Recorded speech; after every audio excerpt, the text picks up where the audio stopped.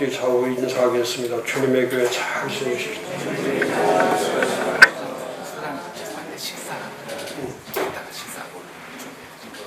밥 먹어요. 볶음밥.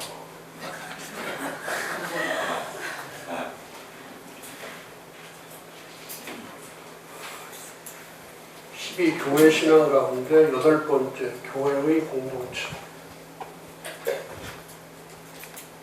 교회라고 하는 공동체에 대해서 이 공동체 하면은 일반적으로 이제 사회에서 얘기하는 공동체 개념은 어떤 결사체, 연합체 이런 개념을 갖고 있다면 기독교에서 말하는 공동체는 커뮤니티라는 것은 한마디로 표현하면 그리스도와의 연결되어 있는 몸을 가리키는 거죠. 그리스도와 연결되어 있는 몸. 사회적인 결사체나 연합체가 아니고 교회는 사회적 연합체가 아니죠. 사회적 결사체가 아니기 때문에 어떤 공동의 목표를 이루는 공동체가 아니죠. 공동의 목표를 이루는 게 아니라 그리스도와 연결되어 있는 몸으로서의 공동체를 말하는 거죠. 사회적 동질성이 아니에요. 사회적 결속성을 가지고 있는 게 아니고 교회는 이런 혈연관계 이런 걸로 되어 있는 게 아니고 교회라는 것은 뭐 민주적 공동체 이런 게 아닙니다. 교회는 뭐 회의를 해서 민주적으로 뭐 의결을 하고 그런 게 아니고 교회는 그리스도에 연결되어 있는 몸으로서의 공동체를 얘기합니다. 그러니까 사회하고는 전혀 다릅니다. 그러니까 사회에서 쓰는 공동체라는 것은 동질성을 가진 사람들의 집단을 말하는 거고 기독교에서 말하는 공동체라는 것은 그리스도의 몸으로서 그리스도와 연결되어 있는 몸으로서의 공동체를 말하는 거죠.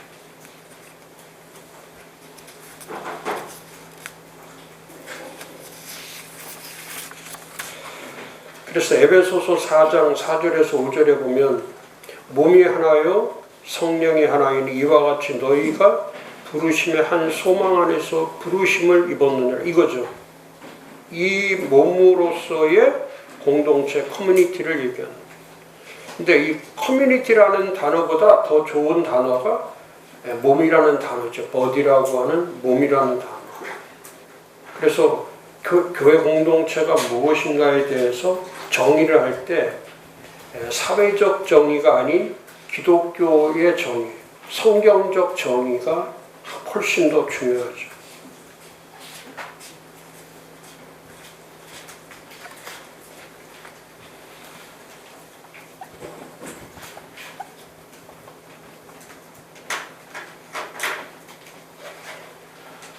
그래서 공동체는 몸이다. 공동체는 몸이다.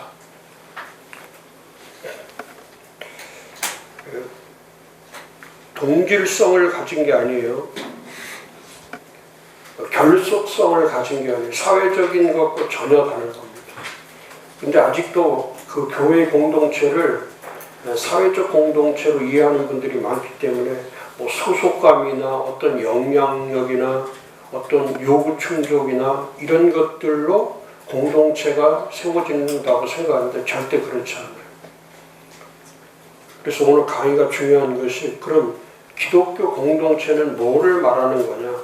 공동체는 왜 이렇게 중요한 거냐? 구체적으로 좀 나눌 수 있으면 좋겠죠. 그래서 이 교회 공동체는 크게 말해서 하나님 나라의 공동체, 세상의 공동체가 아니고 세상에 세워진 공동체가 아니고 하나님 나라의 공동체를 말합니다. 교회의 궁극적 목적은 하나님의 나라를 실현하는 거죠. 이게 올바른 정의가 구원받고 교회 세워 하나님 나라를 실현한다. 이게 신앙이죠. 신앙이 뭐냐? 신앙 고백을 할 때. 신앙 고백을 할 때는 예수를 믿고 구원을 받아서 이 구원받은 사람이 교회를 통해서, 교회를 세우고 교회를 통해서 궁극적으로 하나님 나라를 실현하는 것을 기독교 신앙 고백이라고 부르는 거죠.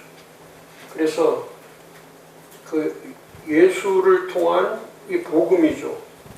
복음, 교회, 하나님의 나라. 신앙은 이 세 가지에 대한 확신이죠. 확신. 신념과 확신. 신앙과 믿음과 신앙이 다른 것이 거예요. 신앙은 큰 개념이죠.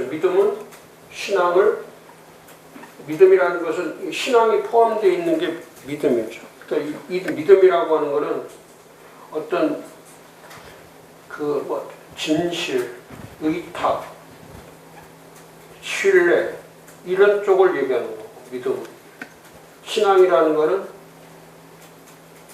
그 하나님에 대한 신념, 하나님에 대한 정확한 신념, 개념 이런 것들이 신념과 확신으로 되어 있는 거예요. 신앙은 확신으로 되어 있는 거예요. 그래서 신앙이 큰 개념이죠. 큰 개념. 그래서 우리는 교회가 신앙 고백을 하지 믿음 고백이라고는 말을 쓰지 않죠. 믿음은 의탁하는 거예요. 하나님 앞에, 예수님 앞에 전적으로 다 의탁하는 거예요. 의뢰하는 거예요. 다 진실함으로 고백하는 거예요. 그래서 교회를 말할 때, 신앙 고백을 할 때 교회 신앙이라는 것은 뭐냐면 복음을 통한 교회를 세우고 또 그 교회를 통해서 하나님 나라를 실현하니까 가장 중요한 것이 기독교 공동체는 첫 번째 세상의 공동체가 아니고 하나님 나라 공동체로 되어 있는 거죠. 그리고 하나님 나라의 공동체로 되어 있다는 뜻은 뭐냐면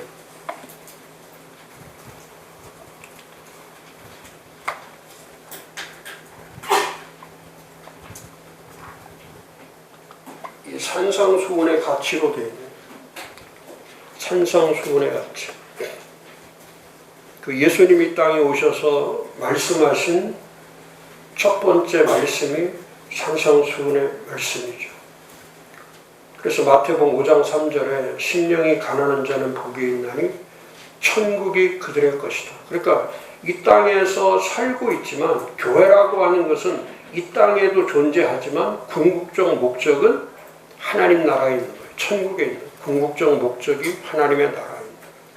이 땅에 세워져 있지만 이 땅에 세워져 있는 것으로 존재하는 게 아니고 궁극적 목적 자체가 하나님의 나라, 천국에 대한 거죠.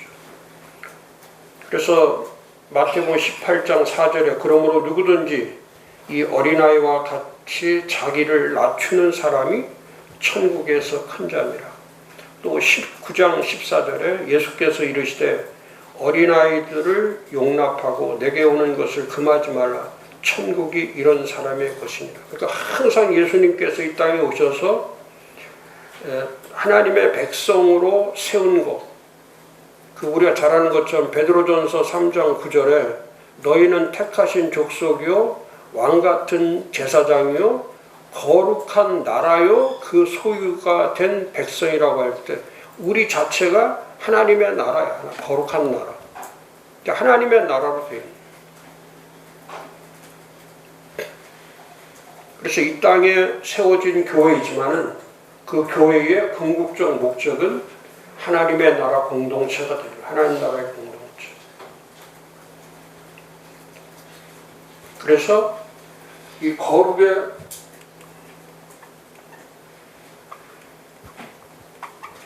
이 공동체는 함께 결사체가 되고 함께 동질성을 가지고 공동의 목표를 이루는 것이 아니라 다 하나님의 나라를 향한 거룩의 분투자들이 되어야 되는. 마태복음 5장 20절에 내가 너에게 이르노니 너의 의가 서기관과 바리새인보다 더 낫지 못하면 결코 천국에 들어가지 못하리라. 또 7장 21절에 나더러 주여 주여 하는 자마다 다 천국에 들어갈 것이 아니요 다만 하늘에 계신 내 아버지의 뜻대로 행하는 자라. 다 거룩의 분투자가 되지 않으면 그 공동체는 이 땅에 세워질 의미가 하나도 없죠. 거룩의 공동체, 거룩의 분투자들이 되어야 됩니다. 그래서 이 땅에 세워져 있지만 세상적 탐욕과 또 세상적 권력으로 되어 있는 게 아니고, 교회에 오면 다 씻어져야 될 것이 뭐냐면 이 세상의 것들이 씻어져야 되는, 세상의 것들이 다 씻어지는 거예요. 교회는 복음의 열매보다 더 중요한 건 복음 자체가 중요한 거예요. 복음 자체가 중요해요. 열매가 얼마나 많이 맺어 있냐. 아니, 교회도 마찬가지예요. 교회 성장보다 중요한 것은 교회 자체가 중요한 거죠. 성장보다 더 중요한 것은 교회 자체. 복음의 열매보다 중요한 것은 복음 자체예요. 복음 자체. 교회가 크다고 해서 그게 의가 되냐? 절대 그렇지 않죠. 교회가 크다고 해서 진리가 되냐? 절대 그렇지 않아요. 작아도 교회다운 교회가 그게 진정한 교회죠. 숫자가 적게 모여도 지금 이제 그쪽으로 가는 거죠. 이 삶이 녹아있는 교회가 되는, 삶이 녹아있는. 그래서 교회 오면 이 세상에 빛과 소금이 될 수 있는 거룩의 분투자로 만들어가는 거예요. 이제 점점 목회가 어려워지는 게 그런 거예요. 예전에는 그렇게 신방하고 예배 드리고 그렇게 하면 목회 될 때가 있었죠. 근데 지금은 그렇지 않아요.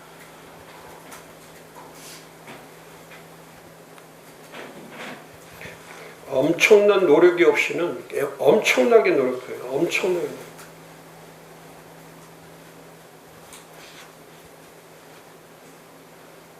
그래서 이 책들도 많이 보셔야 되고요. 책도 깊고 넓게 독서의 기반이 견고해야 이 설교 준비나 목회의 깊이도 다른 거죠. 제가 지금 내년 컨퍼런스 지금 자료 준비하고 있는데 거의 하루에 제가 지금 새로운 책, 요즘 나오는 거. 예전 거하고 코로나 전 거하고 완전히 다른 것이 지금은 이 속도가 언어라든지 이 속도들이 엄청나게 빨라요. 엄청나게 빨라요. 그리고 깊어요. 그래서 예전에는 설교할 때 이 해석이나 뭐 여기에다가 초점을 맞췄는데 지금은 이 세상이 흘러가는 흐름 자체가 이 상황화라고 하는 이 복음이 이 상황을 통해서 답을 주는 거예요. 복음이라는 것은 상황을 통해서 답을 주는 거예요. 근데 이 복음이 상황을 이겨내지 못하면 그 복음은 답이 될 수가 없는 거예요. 그럼 예를 든다면 지금은 전 세계, 지금 대한민국도 마찬가지예요.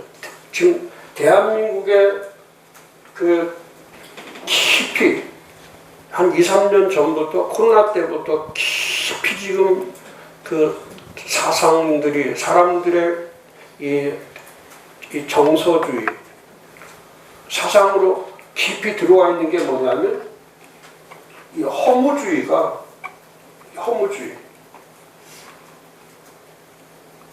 이 허무주의라는 게 깊이 지금 들어가고 있기 때문에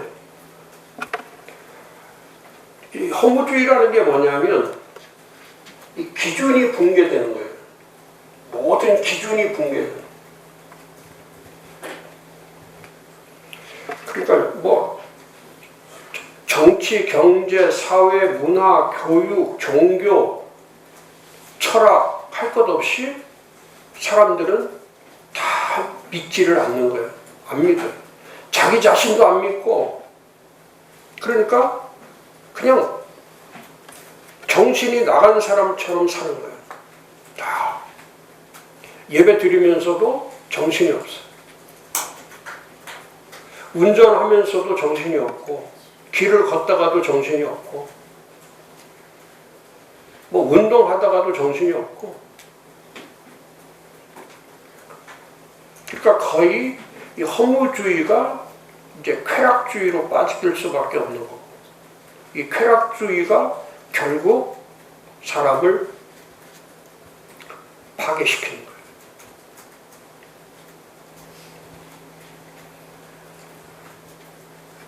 그럼 이 허무주의 사상으로 물들어가고 있는 이 광폭하고 아주 폭력적이고 분노가 쌓여있는, 요즘에 그 뉴스 들어보면 전부 다 매일같이 살인이죠, 살인. 매일같이 나오는 게 살인. 이 살인이라는 거는 허무주의에서 나오는 가장 극한 행동이죠. 극한 행동. 그럼 이럴 때에 그 어떤 설교를 해야 되냐면, 이 허무주의를 극복할 수 있는 설교에 대한, 그게 이제 변증 설교를 해야 되는 거예요.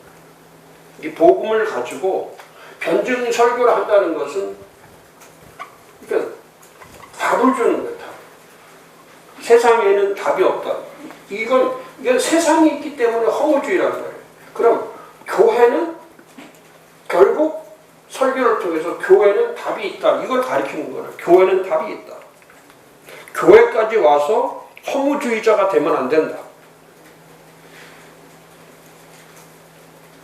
그럼 교회는 모든 것에 답이 있다. 이게 하나님이란 말이죠. 하나님은 이 세상에는 어디를 가도 답이 없다. 그러나 교회는 답이 있다. 하나님은 답이 있다.